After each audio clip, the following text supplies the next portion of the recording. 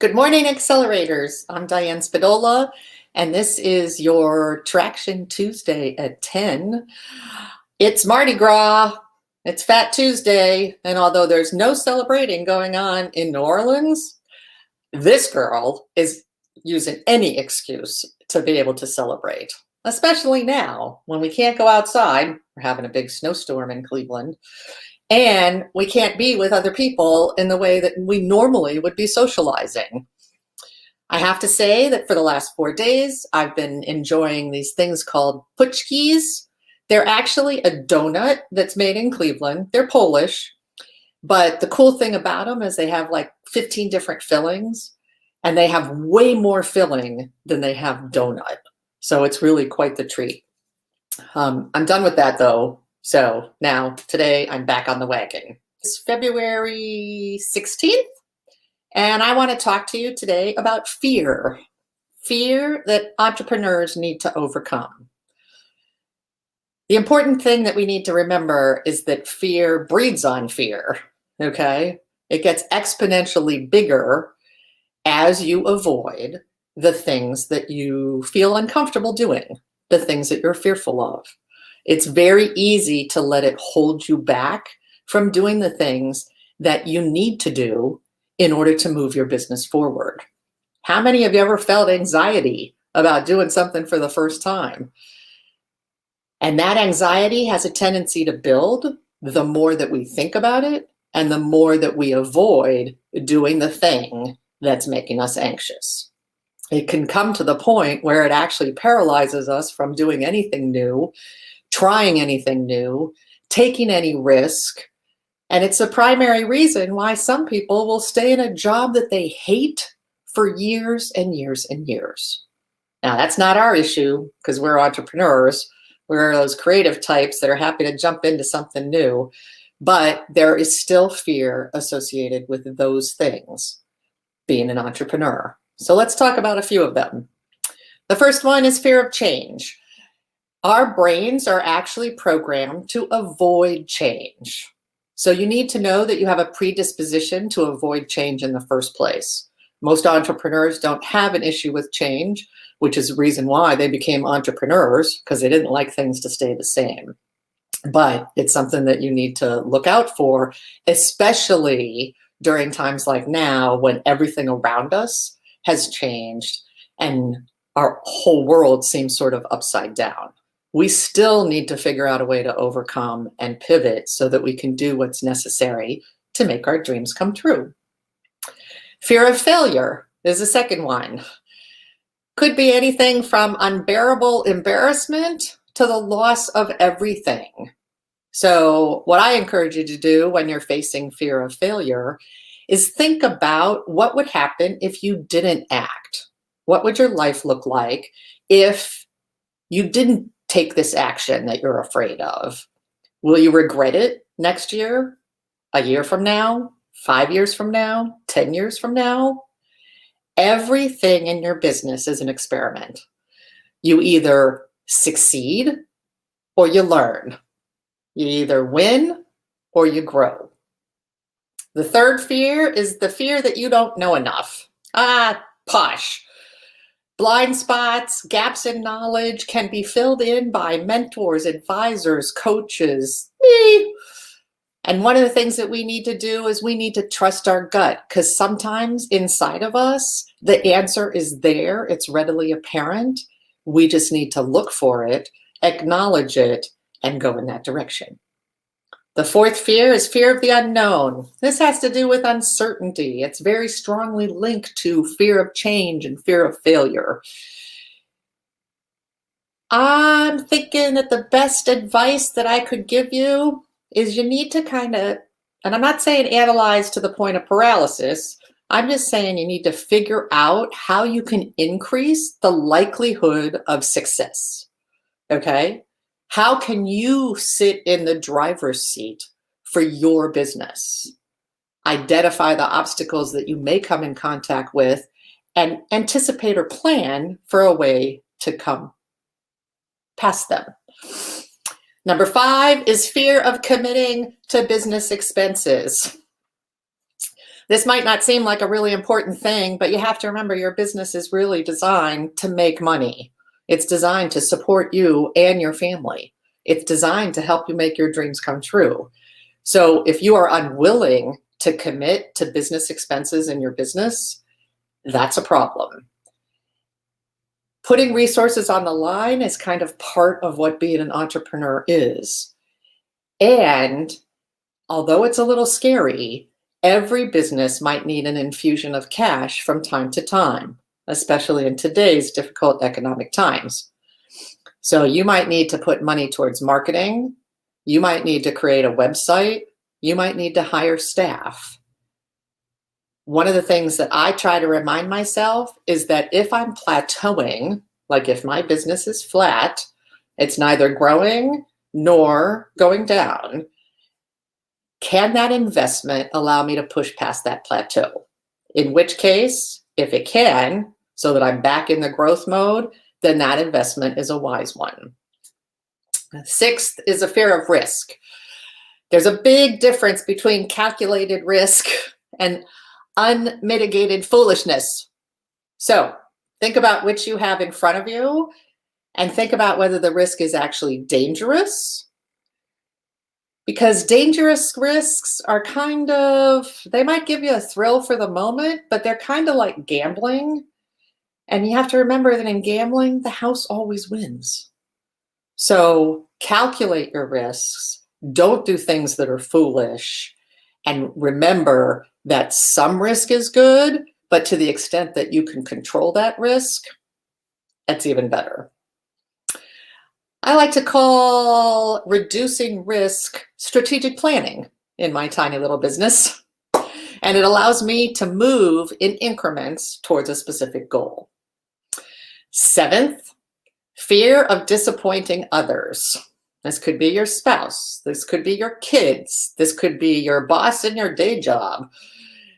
One of the things that we have to deal with is whether we live up to other people's expectations is really not getting us any closer to our own personal goals. Your journey is your journey. No one else can row the boat for you. No one else can steer the ship, and nobody else can sit in your driver's seat. Your goal is to make yourself happy, because at the point at which you make yourself happy, then everyone else around you will feel that positively, that optimism, that energy that you're flowing into your business and every other aspect of your life. And that will be contagious, if you will, but in a good way. Let me just flip my notes over here. Okay, number 8 is fear of being pushed into uncomfortable situations, like going live on Facebook. How many of you are afraid of public speaking? To be honest with you, I was never afraid of public speaking. Well, maybe once before I went before the management committee at Merck & Co. Inc. That was a big deal. But I have always been comfortable up on a stage. But talking to a black box with a green dot in the center of it, not so much, because I can't read the room. So for me, I need to get that positivity reflected back at me of people laughing at my jokes and smiling at me and nodding their heads and understanding. And when I'm live on camera in today's virtual world, I can't get any of that. But it's something that I needed to do. It's something that I need to overcome.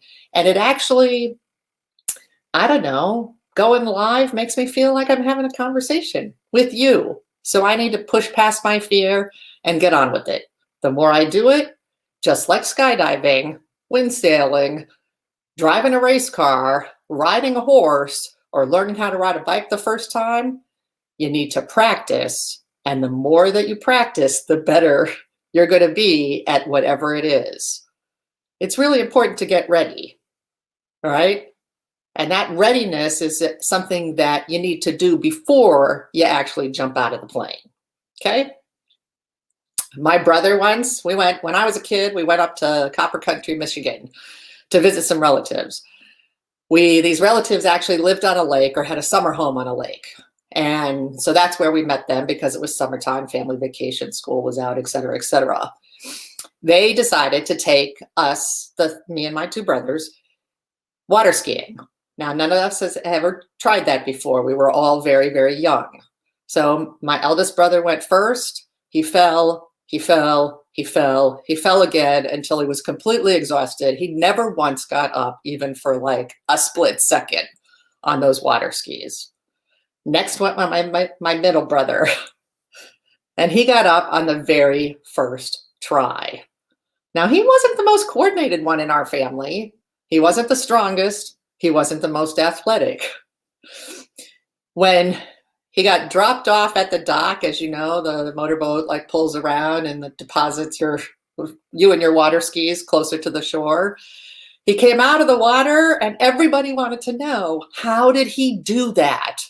How could he possibly have known what he needed to do to get up on water skis the very first time? He replied, I read it in a book. We were like, what? You read it in a book? Yes. In fact, he had taken a book out from the library. He was a Boy Scout, very interested in learning new things. And he had read how to water ski in a book. And all he did was put that into practice when he was actually on the lake. So now we have all kinds of resources that we can use for practice and getting ready and preparedness. So use those resources, practice a bit, and then you're not going to be nearly so uncomfortable. Number 9, fear of being wrong. Most of us are competitive by nature. It's part of our DNA when we're entrepreneurs. But you need to overcome the thing that I call perfectionism, because life is too short for you to make everything perfect. Yesterday, I had a person in my accountability group talk about the fact that she put the news out there that her husband's book and their company business was launching, and they were ready to take pre-orders. It was a mess. They had technical difficulties during that launch discussion. They were on Facebook Live. She cried at one point, but she launched sloppy, which is better than not launching at all. Making a mistake is better than doing nothing, because you'll never be able to move forward if you're staying in the same place. Number 10 is fear that you're not good enough. This is a big one, especially for people that are early entrepreneurs or might not be doing the same thing that they did when they were in their corporate job with tons of resources around them. I got to tell you, the thing I miss most is not having an IT department at the other end of my phone that I can call. All right. I also miss having a secretary who took care of every little thing and put together my PowerPoint slides. But those are things that I did eventually learn to do myself. So that notion about self-doubt, negative self-talk is really not helpful. You should be your own cheerleader, because you should be encouraging yourself. And the more you encourage yourself, the more you're going to love the risks that you're taking, the advantages that you're working off of, the successes that you're going to come across. Lord knows there's enough critics out there. We don't need to be one for ourselves. And if you need somebody to pump you up with a pep talk or a little bit of cheerleading to tell you that you're doing fantastic, send me a DM. I'm the biggest cheerleader around. I'll tell you all the things that you're doing that are good. And then last is the fear of saying no. This is a big one for people like me who want to be helpers, who want to serve. Okay? I have a really hard time when somebody says that they need me or they need me to do something. I have a really hard time saying no. But whether you're defining a narrow niche in your customer, or you're turning away a customer that you know because they're exhibiting red flags that warn you, you know that customer is going to be bad for you or bad for your business. By saying no, you give yourself more bandwidth to allow in the people that you want to say yes to. So eliminate the clutter from your business life. Say no to the people that turn you off from the very beginning. Fire the clients that you don't enjoy working with. And what will happen is you will now have some room to take on the clients that you love. I like to call them sweet and scrumptious. My sweet and scrumptious are you. And I constantly am thinking of ways that I can benefit you in your journey as a marketing challenged solo professional, doesn't love marketing, but needs simple, easy habits to be able to put you and your business forward. I'm your girl. Simple and easy is my mantra. I'll see you next week. Let me just quickly go through some of the announcements that we have today, and then I will leave you to the rest of your day to overcome your fears and practice water skiing if you happen to be into that.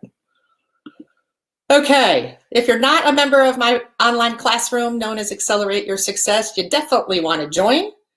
It's found under groups on Facebook. It's free. There's all kinds of resources there, training, downloadable files, all kinds of stuff. And we have some really fun conversations on Tuesday, because that's the day that you get to type in what are the resources and apps and software programs that you can't live without.